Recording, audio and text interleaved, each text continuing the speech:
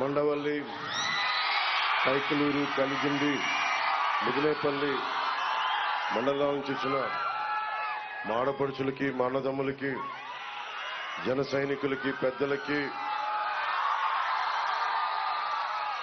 అందరికీ నా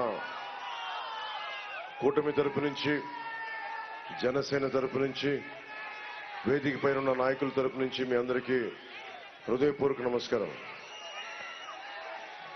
మనకి కొల్లేరు, కైకలూరు, మన కొల్లేరు సరస్సు చిన్నప్పుడు తెలుగు పాఠాల్లో చదువుకున్నాం. అంటే అంత విశిష్టమైనది. అంటే కొంప కొల్లేరైంది అంటాం. ఏదైనా అంటే వెళ్ళిపోయింది, కొల్లేరులోకి వెళ్ళిపోయింది జీవితం అని. ఈరోజు కొల్లేరే ఇబ్బంది పడే పరిస్థితిలో ఉంది.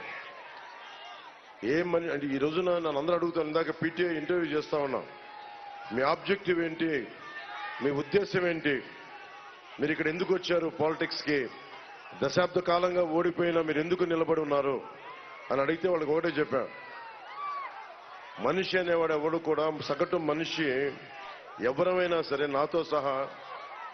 నాతో సహా ఎవరైనా కోరుకునేది ఆరోగ్యం బాగుండాలని, తాగడానికి నీళ్లు ఉండాలని, పంట పండించుకోవడానికి సాగునీరు ఉండాలని, బిడ్డల్ని చదివించుకోవాలని, మనకి తలపైన ఒక గూడు ఉండాలని కోరుకుంటాం.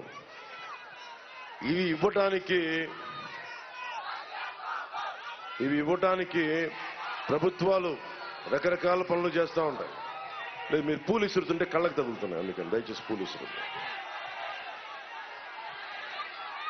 ఇవి ఆయన పూలు ఇసురుతాను చెప్పండి, ఆయన పూలు ఇసురుతారు. ముఖ్యంగా మన కొల్లేరు సమస్యలు ఇవన్నీ ఉన్నాయి. మౌలికంగా మన కొల్లేరు కాంటూర్ సమస్య ఉంది, తాగునీటి సమస్య ఉంది, ఆక్వా రంగాన్ని 50 ఎకరాలు బెదిరించి